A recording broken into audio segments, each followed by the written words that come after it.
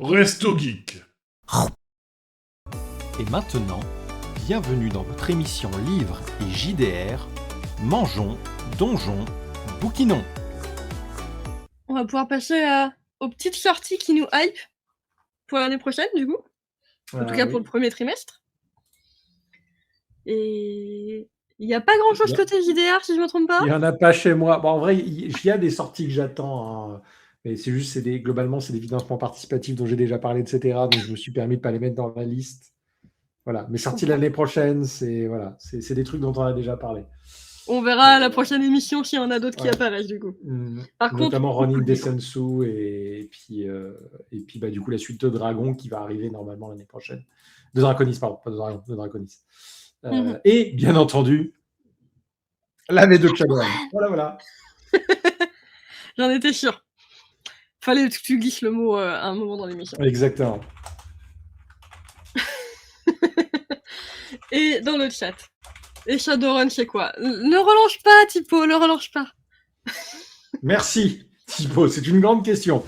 Discutons-en. Est-ce que vous avez 5 heures? Non. On a encore les sorties, et après, il y a tout le dossier sur la SF. Eh ben, les sorties, on va essayer de faire vite sur les sorties. C'est à toi de jouer. C'est pour moi. Help, je vais mourir en parlant. C'est pas grave, je boirai après. Du coup, janvier, par ordre chronologique. Le 5 janvier sort Le Monde et plus encore de Gila Roja, qui est une dark romantasy autour de la piraterie. J'aime déjà beaucoup le thème.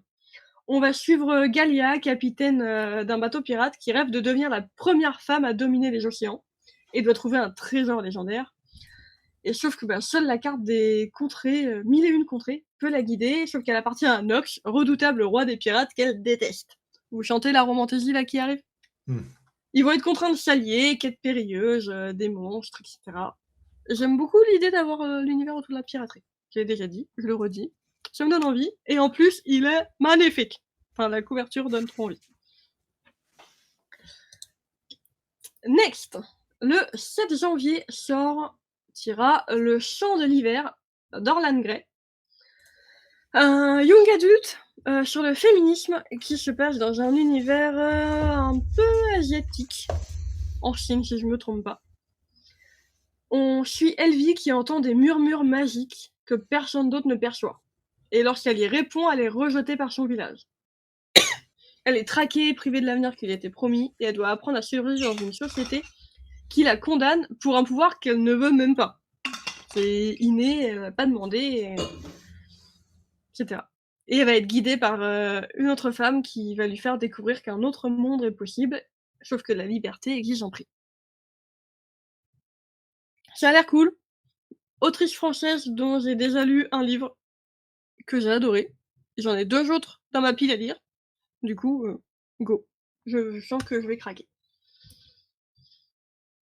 Même jour, sort le tome 1 de The Eating Woods, Anathema, de Keri Lake, une fantasy gothique. On va suivre Witchknell. Attendez. Non, on va suivre. Je ne sais plus lire ce que j'ai fait. On va suivre Maevit dans la forêt maudite de Witchknell, qui va rencontrer un assassin, lié à elle par une prophétie dont la clé serait son sang. Mélange de survie, de magie noire, de malédiction. Ça a l'air cool. Et plutôt romantique fantasy, mais j'ai du mal encore à voir la place que prend la romance dans les livres. Pour l'instant, en tout cas, il est catégorisé fantasy. Suivant sort le 14 janvier jusqu'à leur dernier souffle, de Erin Craig, une fantasy avec des dieux. Une guérisseuse est liée par un pacte divin et a l'obligation de tuer les patients qui sont marqués par le dieu de la mort. Oh. Et sauf qu'elle va être confrontée au destin du roi, elle doit choisir entre obéir à son parrain funèbre ou défier la mort. Pas mal de complots, un peu de romance. Il me donne bien envie aussi celui-là. Et celui-là, pareil, il me bien. La couverture, il est beau. Déboîte. Ouais. Clairement, la couverture elle déboîte. Voilà. pépite. Celui-là, il me tente bien. C'est, je pense, celui qui me tente le plus de toute la pile du mois de janvier. dans tous ces bouquins, il y a un truc qui revient et qui me... Je vais faire mon vieux con 3 secondes, hein, comme d'hab. Vas-y. Mais tous les personnages principaux, ils sont là parce que le destin les a mis là, ou ils ont un sang magique, ou j'en sais rien. Enfin, ce que j'ai aimé dans Les Salauds Gentilshommes, c'est que les persos C'est des gens principaux, ils ont normaux. rien à foutre là, en fait. Mhm. Ils sont là parce que la vie, c'est de la merde. Parfois, il t'arrive un énorme tas d'emmerdes, quoi. Oui. Et je trouve qu'il y a beaucoup, beaucoup de ces livres qui se complaisent là-dedans. Et je ne sais pas si c'est de la facilité de l'écriture. Je ne dis pas que c'est une mauvaise chose. Hein. Je dis juste, c'est un peu manichéen, quelque part, de dire les personnages principaux sont des gens spéciaux. Des fois, c'est pas le cas. Des fois, et ça veut pas dire que c'est pas forcément des héros. Tu peux devenir un héros malgré toi. Regardez le Hobbit. Oui, c'est vrai. Bilbon Saquet, il a rien à foutre là. Et c'est ça qui en fait un héros malgré lui. Donc, Ouais, c'est vrai que c'est un truc qu'on retrouve souvent. Et je suis d'accord que quand t'as un livre où, justement, le héros n'est pas de ce genre-là, parce que c'est pas un héros, ça fait du bien. Un peu. je pense que Ça c'est peut-être renouvelle. pour ça que les gens délatés, ça m'avait un peu alpagué. Parce que pour le coup, c'est des héros. Mais justement, c'est des héros qu'on en plein de dos et qui Et s'arrêtent. qui vont ouvrir un bar. Voilà. Et du coup, il y a ce côté un peu, héros, c'est derrière nous. Maintenant, on est des gens du commun. Et au final, c'est ça qui les rend incroyables. C'est le fait que c'est en étant des gens de tous les jours et en faisant quelque chose qui sort de l'ordinaire qu'on devient héros. C'est pas parce qu'on a un sang magique ou qu'on est fait pour ça, quoi. Thibaut qui dit, je trouve que c'est plus intéressant les héros qui n'en sont pas et les héros qui échouent.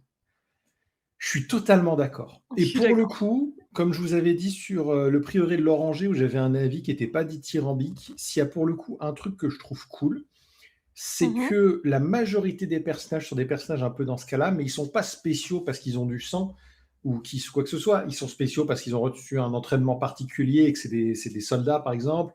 Il y en a une qui est magicienne parce qu'elle a mangé dans un fruit magique, mais au final, ils sont toujours membres d'une communauté où ils sont pas seuls. Il y en a pas. C'est pas genre, c'est les seuls du destin. C'est pas Link, ils ont pas l'épée magique, la seule épée magique qui fait qu'ils ont des super pouvoirs. C'est des élites. Et d'ailleurs, un de mes personnages préférés de ce bouquin, c'est un gars qui en fait est tout à fait normal et qui fait de la merde pendant toute l'aventure jusqu'à la fin où il décide de porter ses couilles et de devenir un héros. Et je trouve que c'est les meilleurs personnages, ces personnages-là. Non mais c'est trop bien. C'est comme dans ce que je vous ai présenté aujourd'hui, sous la porte qui se saute, c'est un mec antipathique qui meurt, quoi. Le héros. Point. Et dans Des ailes d'ambre et de soie, on va suivre une domestique qui juste l'a trouvé un fait et par concours de circonstances, elle va l'aider. Ouais, Thibaut dit, regardez comme on aime Neville dans Harry Potter. Et ouais, c'est un bon exemple. Alors que Neville est déjà particulier en soi, c'est un sorcier. Mais je suis désolé, mais Neville, c'est le Gryffondor le plus Gryffondor depuis Godric Gryffondor. Neville, c'est le meilleur step-up de tout Harry Potter. Enfin, bon, désolé, je spoil salement si vous n'avez pas lu tout Harry Potter, mais c'est bon, ça commence à se faire vieux. Hein. Mais entre Neville, qui est devant ses copains et qui leur dit non, vous passerez pas, s'il vous plaît, parce que j'ai pas envie qu'on se fasse punir, tout ça, à Neville sort la putain d'épée de Godric Gryffondor de son choix. Il dit à tout le monde, on continue le combat même si Harry est mort. Mais Neville, je suis désolé, moi, quand je vois que Harry, il se fait passer pour mort alors que c'est le héros de l'aventure, et genre, il se fait passer pour mort pendant une procession qui dure 2h30, on se fait chier, alors que Neville, il est en train de se taper du mange-mort à tour de bras. Enfin, c'est le personnage principal. Bon, rien à foutre. Le bouquin devrait pas s'appeler Harry Potter, il devrait s'appeler Neville Londubat. Enfin, bon. Voilà, je rêve d'un spin-off sur Neville. Oh, j'avoue.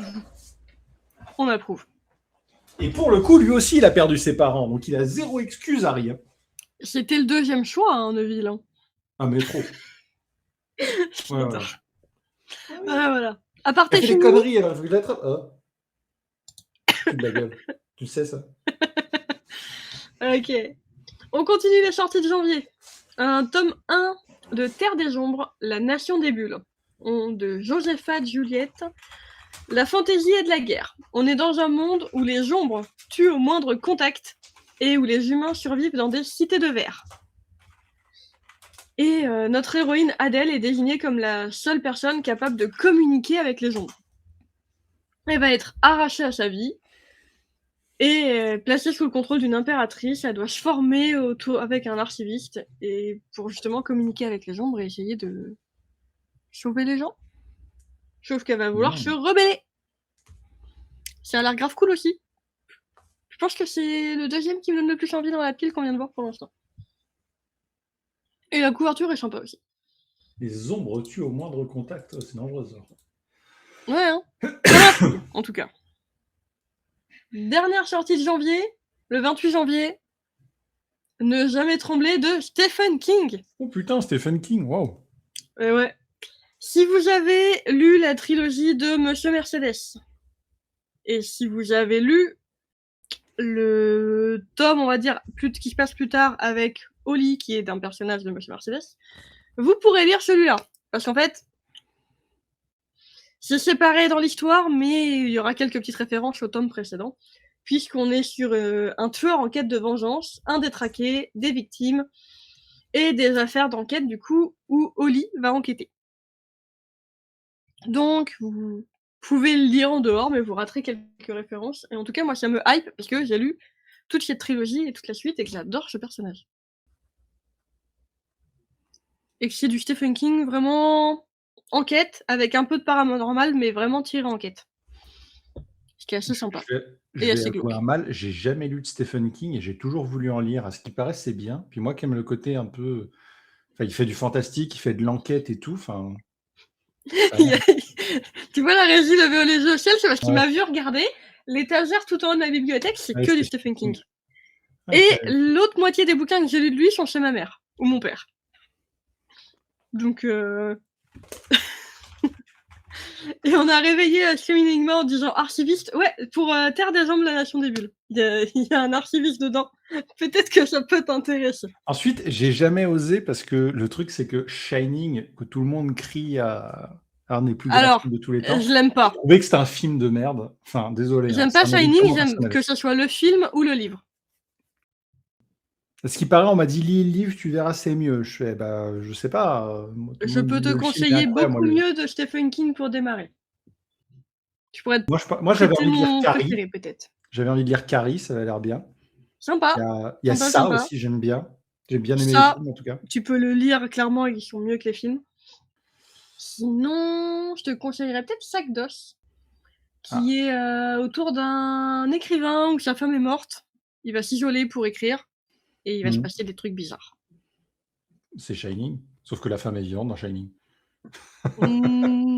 Ouais, il y a pas mal ce thème-là. Mais il était beaucoup mieux pour moi. Ok. L'ambiance était beaucoup mieux.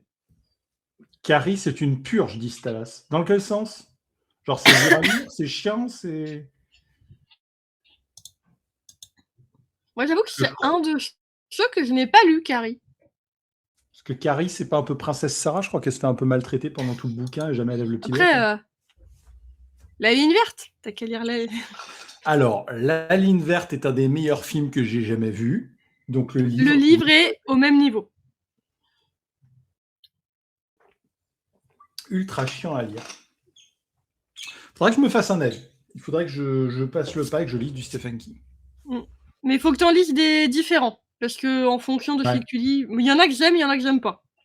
Ouais, c'est ça, c'est que c'est quand même un auteur qui a de multiples facettes. Il fait d'un côté, il fait de la fantaisie horrifique, de l'autre, il fait de l'horreur pure et dure, de l'autre, il va faire de l'enquête. De l'autre, il fait des thrillers. Voilà, il fait des thrillers. Il y a quand même un côté, il aime bien le thriller slash horreur. Il y a toujours le pied dans les deux, quoi.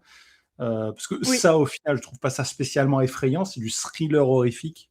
Ça fait pas peur, je trouve. C'est parce que c'est pas tout le temps lui qui écrit. Le mec qui vient de... Alors, des fois, c'est sa femme. Non, il a officiellement une équipe qui écrit avec lui. Parce qu'il a trop d'idées pour tout écrire. Donc souvent, il a officiellement dit qu'il y a une équipe qui, entre guillemets, fait des premiers jets de ses idées. Et par contre, lui, derrière, retravaille le tout. D'accord. Il avait ça une période. Parce que il sortait, je sais plus, 2-3 livres par an. C'est pas possible de... Enfin, maintenant, il a plus besoin, il a déjà GPT. Non, par contre, il disait aussi qu'il a un super rythme de tous les jours, je me mets devant ma machine à écrire pendant 2-3 heures et j'écris, peu importe. Et il en sort ce qu'il en sort. D'accord. Donc, à voir. Mais en tout cas, ouais, c'est des rumeurs sur lui. Il a affirmé certains trucs. Je vous laisserai aller voir. Moi, ça me dérange pas tant que toutes les histoires me plaisent et qu'au final, c'est toujours sa patte à lui. Donc, il n'y a pas de souci. Ok. On a fini janvier, février. Le 4 février sort Si les étoiles se taisent d'Emma Green, un thriller et une romance sur une île écossaise où Astrée se rend pour disperser les cendres de son mari, mais elle va y découvrir un village isolé, rempli de rumeurs et de disparitions inquiétantes. Ça a l'air cool. J'ai jamais lu cette autrice. Plein de gens disent qu'elle écrit des trucs trop bien. Donc, peut-être, pourquoi pas. Je ne connais pas. En tout cas, le résumé m'intriguait. On a ensuite le 4 février. Alors, j'ai que le nom anglais parce qu'il n'a pas encore été traduit. Blood over Bright Haven. Je sais pas s'il sera traduit ou si c'est toujours le nom anglais qui sera là. De M.L. Wang. Alors, attendez, si je vérifie. Exactement. C'est l'autrice qui a sorti ce banger, The Sword of Kagen. C'est son prochain livre. Et ça me hype de fou vu comment j'avais adoré ce livre. On est sur de la fantasy avec de la politique et de la magie. Parce que la magie a un coût, quelqu'un doit payer. On a notre héroïne qui a consacré 5 instants de sa vie à la magie pour devenir la première femme au mage. Sauf qu'elle, lorsqu'elle parvient enfin à accomplir l'impossible, elle comprend que le vrai combat ne fait que commencer puisque tous ses nouveaux collègues masculins sont prêts à tout pour l'humilier. Donc, fond de magie, mais grave grosse intrigue politique. Et vu comment elle a écrit l'autre bouquin, je sens que ça va être un banger. Suivant, j'en parle rapidement, le 6 février sort le tome 20 de Moriarty, ma petite saga manga que je suis, enfin une de celles que je suis, qui, à ce qui paraît, entame un nouvel arc. À voir. Le 11 février, sortie d'une cozy fantasy, le tome 2 de la petite boutique de sortilèges, L'île au jardin enchanté. Pour ceux qui... Je sais pas si il est là, non, il doit être... Si, il est juste là. J'ai le tome 1, qui est juste trop mignon avec son petit sage-page de confiture. Et ben le tome 2 sort le 11 février, où on retrouve Terlu, pardon, qui a été condamnée pour avoir créé une plante consciente. Et elle a été condamnée à être transformée en statue. Jusqu'à ce qu'elle se réveille sur une île mystérieuse. Elle est accueillie par un jardinier bourru mais bienveillant, elle découvre la magie de l'île, etc. Ça a l'air tout cosy comme le premier tome. Donc hâte de découvrir ça.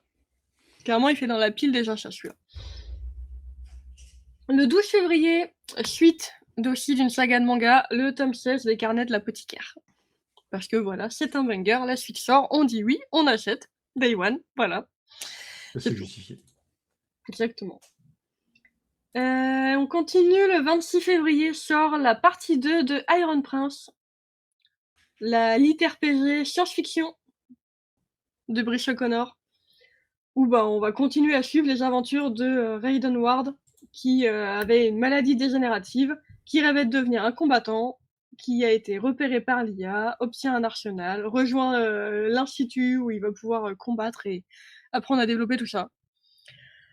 La partie 2 qui sort, moi je dis oui, parce que la partie 1 était grave cool. Et que j'ai hâte de lire la suite et de découvrir la suite des aventures. Puis ça fait longtemps que je lis pas de SF à part ça, donc c'était cool.